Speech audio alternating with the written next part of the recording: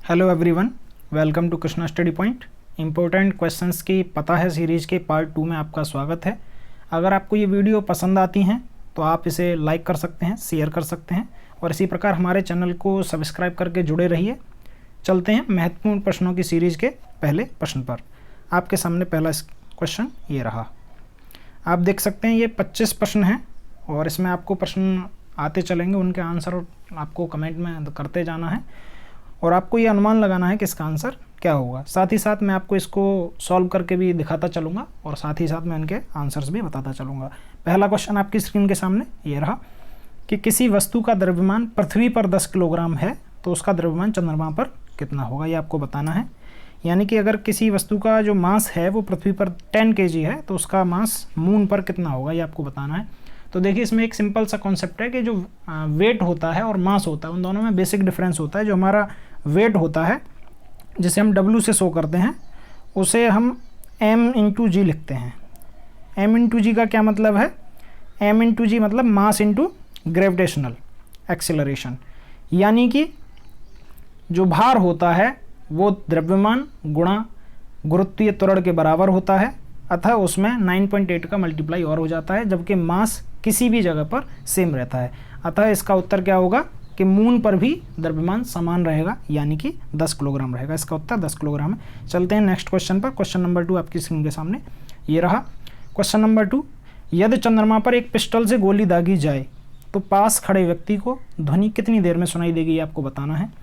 यानी मून पर कोई भी आवाज़ होती है, इसको अगर सिंपलेस्ट कर दें कि यदि मून पर कोई भी आवाज़ होती है तो पास में खड़े व्यक्ति को वो कितनी देर में सुनाई देगी, आपको बताना है। तो इसका आंसर होगा कि ध्वनि सुनाई नहीं देगी। इसका रीज़न क्या है? इसका रीज़न सीधा सा है कि जो मून पर ये कह सकते हैं कि वातावरण नहीं है, यानी जैसे हमारी पृथ्वी पर वातावरण पाया जाता है इसी प्रकार मून पर वातावरण नहीं पाया जाता। और हम ये कहते हैं कि किसी भी साउंड वेव को ट्रैवल करने के लिए एक मीडियम की आवश्यकता होती है, यानी उसे एक माध्यम की ज़रूरत पड़ती है जिससे कि वो ट्रैवल कर पाए, तथा वहाँ वातावरण नहीं है तो इस वजह से वो ट्रैवल नहीं कर पाती और इसीलिए वहाँ ध्वनि सुनाई नहीं देगी। नेक्स्ट क्वेश्चन आपकी स्क्रीन के सामने ये रहा, आपको इसका आंसर बताना है। इसमें पूछा गया ग्लूकोज का रासायनिक सूत्र क्या होता है, ये आपको बताना है। तो मैं आपको बता देता हूँ, ये C6H12O6 होता है, ये आपको ध्यान रखना है। फ्रक्टोज का, ग्लूकोज का, ये दोनों ही एक ही फॉर्मूले होते हैं। फ्रक्टोज प्राकृतिक शर्करा को कहते हैं। नेक्स्ट क्वेश्चन आपकी स्क्रीन के सामने ये रहा। सबसे अधिक मीठी शर्करा कौन सी होती है, ये आपको बताना है। क्योंकि इसमें प्राकृतिक शर्करा पूछी गई है, वैसे तो एस्पार्टम वगैरह या सैक्रीन वगैरह भी यूज होती हैं कृत्रिम तरीके से, लेकिन इसमें आपको मीठी प्राकृतिक शर्करा पूछी गई है जो आपको बतानी है। तो इसका आंसर क्या होगा? फ्रक्टोज। फ्रक्टोज आपका राइट आंसर होगा। इसका फॉर्मूला मैंने आपको पहले बता दिया, C6H12O6। आपकी स्क्रीन पर आप देखते चलते हैं। नेक्स्ट क्वेश्चन, इसका आंसर फ्रक्टोज आप देख सकते हैं, ये रहा। नेक्स्ट क्वेश्चन आपकी स्क्रीन के सामने ये रहा। पोमोलॉजी किसका अध्ययन कहलाता है? यानी पोमोलॉजी में हम किसका अध्ययन करते हैं? तो पोमोलॉजी में हम फ्रूट्स का अध्ययन करते हैं, फ्रूट्स यानी फलों का। ठीक है, ये आपको ध्यान रखना है। साथ ही साथ मैं बताता चलूँ, ये क्वेश्चन बहुत ही इंपॉर्टेंट हैं, ये किसी भी कम्पिटिटिव एग्जामिनेशन में आ सकते हैं। इनकी ये इसलिए मैं बोल देता हूँ आपको कि ये संभावित प्रश्न है। संभावित का मतलब ये है कि किसी भी एग्जाम में पूछे जा सकते हैं और पूछे गए हैं पिछले ये। नेक्स्ट क्वेश्चन, ये भी रेलवे रिक्रूटमेंट बोर्ड में पूछा गया था। Next question number 6, gravitational constant जी की खोज किसने की थी, ये आपको बताना है। तो ये मैं आपको बता दूं, ये हेनरी कैवेंडिश ने खोजा था। आपकी स्क्रीन के सामने आंसर ये रहा, हेनरी कैवेंडिश ने इसको खोजा था। साथ ही साथ मैं इसमें एक क्वेश्चन और ऐड कर दूंगा कि आपको इसकी वैल्यू बतानी है, जी की वैल्यू कितनी होती है, जो कैपिटल जी होता है उसकी वैल्यू कितनी होती है। तो ये मैं आपको बता दूँ, ये 6.67 इंटू 10⁻⁻11 न्यूटन मीटर स्क्वायर पर किलोग्राम स्क्वायर होती है। ये आपको ध्यान रखना है। ठीक है, ये आपको देखते चलना है। क्वेश्चन नंबर 7 आपकी स्क्रीन के सामने ये रहा। किसी वस्तु का द्रव्यमान 10 किलोग्राम है तथा वह 10 मीटर प्रति सेकंड की स्पीड से चल रही है तो उसकी गतिज ऊर्जा कितनी होगी, ये आपको बताना है। तो आप जानते हैं कि जब भी गतिज ऊर्जा की बात होती है या काइनेटिक एनर्जी की बात होती है तो आपको ये ध्यान रखना है हमेशा ही कि काइनेटिक एनर्जी का फॉर्मूला आता है 1/2 × m × v²। v for velocity, m for mass. यानी कि किसी वस्तु का द्रव्यमान अगर यहाँ m की जगह 10 लगा दें, 1/2 × 10 इंटू v की वैल्यू भी 10 लगा दें तो 10 का स्क्वायर करेंगे तो 100। इसको जब आप कैलकुलेट करेंगे तो ये कितना आ जाएगा, 500 जूल। आप ध्यान रखें गतिज ऊर्जा या किसी भी ऊर्जा को किस में मेजर करते हैं, जूल में मेजर करते हैं। तो इसका आंसर क्या होगा 500 जूल। आपकी स्क्रीन के सामने आंसर आ चुका है। नेक्स्ट क्वेश्चन आपकी स्क्रीन के सामने, यदि किसी वस्तु को क्षितिज से 30 डिग्री कोण पर 20 मीटर प्रति सेकंड की स्पीड से फेंका जाए तो उसका ट्रैवलिंग टाइम यानी उसका उड्डयन काल कितना होगा। ये बहुत ही महत्वपूर्ण क्वेश्चन है, एक बार मैं फिर से रिपीट कर दूं। क्वेश्चन नंबर 8, यदि किसी वस्तु को क्षितिज से यानी हॉरिजॉन्टल से 30 डिग्री एंगल पर 20 मीटर पर सेकंड की स्पीड से फेंका जाता है तो उसका ट्रैवलिंग टाइम क्या होगा। ये फिजिक्स का बहुत ही इंपॉर्टेंट क्वेश्चन है और ये उड्डयन काल से रिलेटेड है, यानी t बराबर 2u साइन थीटा बाई जी। यहाँ u क्या है, u प्राइमरी स्पीड है जो कि यहाँ 20 मीटर पर सेकंड दी हुई है और साइन का थीटा जो है वो ये 30 डिग्री दिया हुआ है। तो हम यहाँ लगा सकते हैं, इसको मैं नेक्स्ट पेज पर सॉल्व करना चाहूँगा। तो आप ये देख सकते हैं यहाँ पर t बराबर 2 इंटू यू इंटू साइन 30 यानी थीटा की वैल्यू दी हुई है आपको 30 डिग्री अपॉन जी यानी 10। अब t बराबर 2u, अब u कितना दिया हुआ है आप ये देख सकते हैं, u दिया है 20 मीटर पर सेकंड, ठीक है ना। तो इसको हम ऐसे करेंगे 2 इंटू 20 इंटू साइन 30 की वैल्यू होती है हाफ अपॉन 10। तो इसे आप देख सकते हैं ये 2 टाइम्स और ये 2 से 2 कैंसिल यानी 2 सेकेंड। 2 सेकेंड इसका क्या आ गया, सही आंसर आ गया, यानी 2 सेकेंड इसका क्या होगा, उड्डयन काल होगा। नेक्स्ट क्वेश्चन आपकी स्क्रीन के सामने है, सीस्मोलॉजी में किसका अध्ययन किया जाता है ये आपको बताना है। तो सीस्मोलॉजी में आपने देखा होगा जब भी भूकंप आते हैं तो सीस्मोलॉजी या सीस्मोग्राफ का बहुत अच्छे से जिक्र किया जाता है। सीस्मोग्राफ में एक्चुअल में एक रिक्टर स्केल की तरह इस्तेमाल किया जाता है, उसमें वेव्स के थ्रू अध्ययन करते हैं हम। तो इसमें भूकंप का अध्ययन किया जाता है, यानी अर्थक्वेक की स्टडी की जाती है। तो आप ये देख सकते हैं ये जो भूकंप का अध्ययन किया जाता है सीस्मोलॉजी में। क्वेश्चन नंबर 10 आपकी स्क्रीन के सामने, अमर भारत पुस्तक किसकी रचना है, आपको ये बताना है। ये बहुत ही अच्छी पुस्तक है और ये अमीश त्रिपाठी द्वारा लिखी गई है। इस पुस्तक के राइटर हैं अमीश त्रिपाठी। इनकी बहुत सारी किताबें हैं, आप उन्हें पढ़ सकते हैं, बहुत ही अच्छी किताबें हैं। नेक्स्ट क्वेश्चन आपकी स्क्रीन के सामने, यूनिक्स क्या है। तो यूनिक्स आपने बहुत ये जब भी किसी कम्पिटिटिव एग्जाम में क्वेश्चन आता है तो ये कंप्यूटर से रिलेटिव हो जाता है। जैसे आपने देखा होगा CCC का एग्जाम होता है या CTI का एग्जाम होता है या रेलवे के एग्जाम होते हैं या SSC के एग्जाम होते हैं, तो कंप्यूटर से जो भी क्वेश्चन उठाते हैं तो उनमें ये क्वेश्चन जनरली पूछा जाता है। तो ये क्या है, ये एक ऑपरेटिंग सिस्टम है एक्चुअली। लाइनक्स और यूनिक्स ये 2 ऑपरेटिंग सिस्टम्स में आते हैं, ठीक है ना। तो ये आपको ध्यान रखना है, तो ये हमेशा आपको ध्यान रखना है। तो ये क्या है, एक ऑपरेटिंग सिस्टम है, ये आप देख पा रहे होंगे, तो इसका ध्यान रखना है आपको। क्वेश्चन नंबर 12 आपकी स्क्रीन के सामने ये रहा, हाल ही में नियुक्त किए गए भारत के controller and auditor general of India यानी कैग कौन है, तो ये आपको बताना है। तो हाल ही में जो पहले जम्मू कश्मीर जो अभी बना हुआ है नया, उसके राज्यपाल हुए थे, उपराज्यपाल, उनको अभी हटाकर यहाँ कैग बना दिया गया है जिनका नाम है गिरीश चंद्र मुर्मू। आपकी स्क्रीन के सामने उत्तर आ चुका, आप देख सकते हैं। नेक्स्ट क्वेश्चन आपकी स्क्रीन के सामने, पारसेक किसकी इकाई है, तो ये आपको बताना है। तो पारसेक दूरी की इकाई होती है, यानी डिस्टेंस की। जैसे प्रकाश वर्ष होता है ऐसे ही पारसेक होता है, इसे पैरालैक्टिक सेकंड कहते हैं। तो पारसेक क्या है, एक दूरी की इकाई है, ये आप देख सकते हैं। उत्तर आपकी स्क्रीन के सामने आ रहा है। नेक्स्ट क्वेश्चन आपकी स्क्रीन के सामने, एक प्रकाश वर्ष यानी 1 लाइट ईयर कितने मीटर के बराबर होता है, आपको ये बताना है।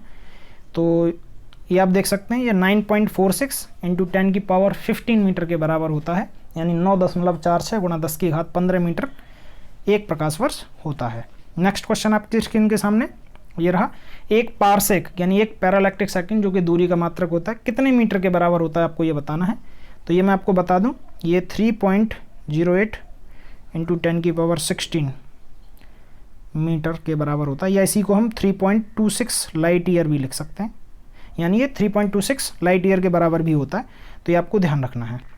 क्वेश्चन नंबर 16 आपकी स्क्रीन के सामने है कि अवरक्त तरंगें यानी इंफ्रारेड वेव्स, रेडियो तरंगें रेडियो वेव्स, माइक्रोवेव्स तथा गामा तरंग को आवृत्ति के बढ़ते क्रम में आपको लिखना है।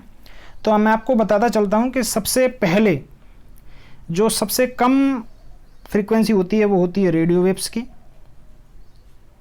रेडियो वेव्स, फिर होती है माइक्रोवेव्स की, और फिर होती है इंफ्रारेड, और फिर होती है गामा रेज। ये आपको ध्यान रखना है। आपकी स्क्रीन के सामने उत्तर ये रहा। सबसे पहले रेडियो वेव्स जिनकी फ्रीक्वेंसी सबसे कम, फिर माइक्रोवेव, फिर इंफ्रारेड वेव्स, फिर गामा रेज होती हैं, ये आपको ध्यान रखना है। क्वेश्चन नंबर 17 आपकी स्क्रीन के सामने ये रहा। नमक का पीएच वैल्यू कितना होता है? तो ये बहुत ही सिंपल क्वेश्चन है और ये कई बार पेपरों में पूछा गया है। तो आपको ये ध्यान रखना है कि ये इसकी पीएच वैल्यू कितनी होती है, 7 होती है, यानी जितनी वाटर की पीएच होती है उतनी ही नमक की पीएच होती है, इसलिए हम इसे न्यूट्रल मानते हैं, यानी उदासीन मानते हैं। आंसर आपकी स्क्रीन के सामने दिख रहा है, आप देखते रहें। क्वेश्चन नंबर 18, डाउन सिंड्रोम क्या है? तो डाउन सिंड्रोम एक बीमारी है, ये एक जेनेटिक डिजीज़ मानी जा सकती है। इसमें जैसा कि आप सभी जानते ही होंगे कि हमारे जो क्रोमोसोम्स होते हैं वो 23 पेयर्स होते हैं, यानी 46 होते हैं। तो जब भी हमारे क्रोमोसोम्स में 21 जो जोड़ा होता है वो त्रिगुणी होकर उनकी संख्या 47 हो जाती है, तो इस तरीके से वो डाउन सिंड्रोम कहलाता है और ये एक डिजीज़ के रूप में जन्म ले लेता है। क्वेश्चन नंबर 19 आपकी स्क्रीन के सामने ये रहा। 10 कूलाम के दो आवेशों को 10 मीटर की दूरी पर रखने पर उनके बीच कितना बल कार्य करेगा, ये आपको बताना है। यानी कि 10 कूलाम के दो आवेश हैं, उनके बीच की दूरी 10 मीटर दी गई है। मैं आपको बताता चलता हूँ, जैसे मान लीजिए ये एक आवेश है, ये एक आवेश है, और इन दोनों के बीच की जो डिस्टेंस है वो 10 मीटर है। ये 10 कूलाम का है, ये भी 10 कूलाम का है, और फोर्स लग रहा है, या इस तरीके से मान सकते हैं। तो ये आपको फोर्स बताना है, क्योंकि फोर्स एक वेक्टर क्वांटिटी है तो मैंने वेक्टर लगा दिया है। तो आपको ये बताना है कि इनके बीच में कितना बल कार्य करेगा। तो ये क्वेश्चन आप देख सकते हैं, इसका आंसर क्या होगा, 9 × 10⁹ ठीक है। तो ये आपको ध्यान रखना है। क्वेश्चन नंबर 20 आपकी स्क्रीन के सामने ये रहा। किसी वस्तु को 10 मीटर प्रति सेकंड की स्पीड से ऊपर की तरफ उछालने पर वह अधिकतम कितनी ऊंचाई तक जाएगी, ये आपको बताना है। ये भी क्वेश्चन पेपर में आ चुका है, ये रिपीटेड क्वेश्चन हो सकता है किसी भी एग्जाम में, तो ये वापस से आ सकता है। तो आपको ये ध्यान रखना है कि जब भी हम किसी चीज़ को ऊपर की तरफ फेंकते हैं और अधिकतम ऊंचाई की बात करते हैं, तो आपने देखा होगा कि हम जब पढ़ते हैं S = ut + ½ GT², तो उनमें बहुत सारी चीज़ें हैं। अब जैसे मैं आपको ले चलता हूं, तो इसका फार्मूला जो H मैक्सिमम होता है, यानी हाइट गेन मैक्सिमम, तो वो होता है H मैक्सिमम बराबर u²/2g, या इसे यहाँ लिख दें तो H बराबर u²/2g। तो यहाँ u क्या है, 10 है, तो 10 का स्क्वायर करेंगे तो 100/2g, मतलब 2 × 10 20। तो 100/20 यानी क्या आ जाएगा, 5 मीटर। और आंसर आ जाएगा, आपके स्क्रीन के सामने आप देख पा रहे होंगे। क्वेश्चन नंबर 21 आपकी स्क्रीन के सामने ये रहा। किसी सर्कस में गोल घूमने वाले झूले के द्वारा किया गया कार्य कितना होगा, ये आपको बताना है। तो ये जब आप सर्कुलर मोशन पढ़ते हैं या यूनिफॉर्म सर्कुलर मोशन पढ़ते हैं, तो आप देख सकते हैं जब भी हम 90 डिग्री पर सर पर बोझा लेके खड़े हुए हैं और चल नहीं रहे हैं, या कोई भी डिस्प्लेसमेंट नहीं है, कोई भी विस्थापन नहीं है, तो हमारा किया हुआ कार्य 0 होता है।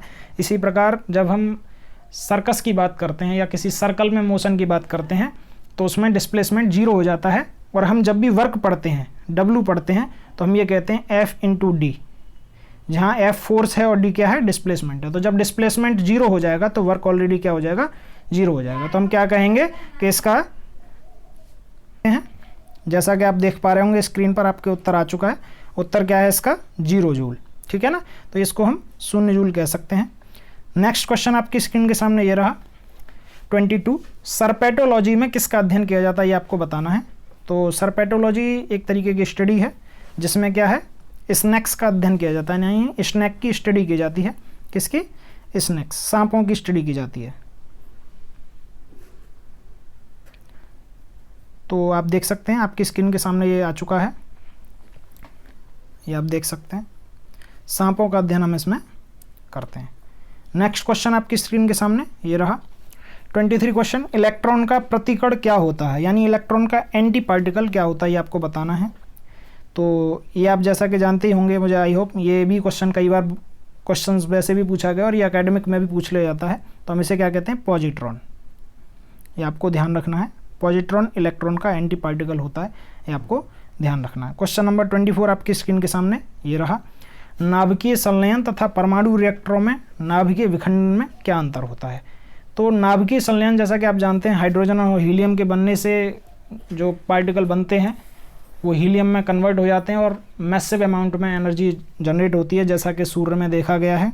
और परमाणु रिएक्टर्स में क्या होता है, परमाणु रिएक्टर्स में एटम्स का दो भागों में बट जाता है और जिसकी वजह से मैसिव एनर्जी जनरेट होती है। और ये दोनों ही अगर कंट्रोल्ड नहीं है तो बहुत सारी मात्रा में एनर्जी जनरेट कर सकती हैं। जैसे अनकंट्रोल्ड अगर चेन रिएक्शन की बात करें, जो कि न्यूक्लियर फिजन की है, संलयन की है, तो वो सन में होती है। लेकिन जो हमारे परमाणु रिएक्टर्स होते हैं उनमें इस चेन रिएक्शन को अनकंट्रोल्ड ना करके कंट्रोल्ड रिएक्शन के रूप में देखा जाता है, यानी कंट्रोल्ड उनको रिएक्शन में लिया जाता है, जिसकी वजह से हम परमाणु रिएक्टरों को कंट्रोल कर पाएँ, वरना वो एक विस्फोट के रूप में परिवर्तित हो जाएंगे। तो आप ये देख पा रहे होंगे नाभिकीय संलयन एक अनियंत्रित चेन रिएक्शन है, जबकि परमाणु रिएक्टरों में एक नाभिकीय विखंडन एक नियंत्रित प्रक्रिया है। ठीक है। क्वेश्चन नंबर 25 आपकी स्क्रीन के सामने आ चुका है। किसी परमाणु के कक्षकों में इलेक्ट्रॉन का भरा जाना किस नियम के अनुसार निर्धारित किया जाता है, ये आपको बताना है। यानी जो एटम्स की ऑर्बिट्स होती हैं उनमें इलेक्ट्रॉन किस तरीके से फिल किया जाएगा, ये आपको बताना है, ये किस नियम के अकॉर्डिंग होता है। तो ये आपको मैं बता दूं, ये ऑफ-बाहु प्रिंसिपल की वजह से होता है, यानी ऑफ-बाहु नियम के अनुसार होता है। तो आप उत्तर देख पा रहे होंगे अपनी स्क्रीन पर, तो ये आपको ध्यान रखना है। आई होप ये 25 क्वेश्चंस आपको बहुत पसंद आए होंगे और इसी तरीके से आप कृष्णा स्टडी पॉइंट के साथ बने रहिए। चैनल को लाइक करिए, चैनल को सब्सक्राइब करिए, वीडियो को लाइक करिए, शेयर करिए। Thanks for watching. ओके।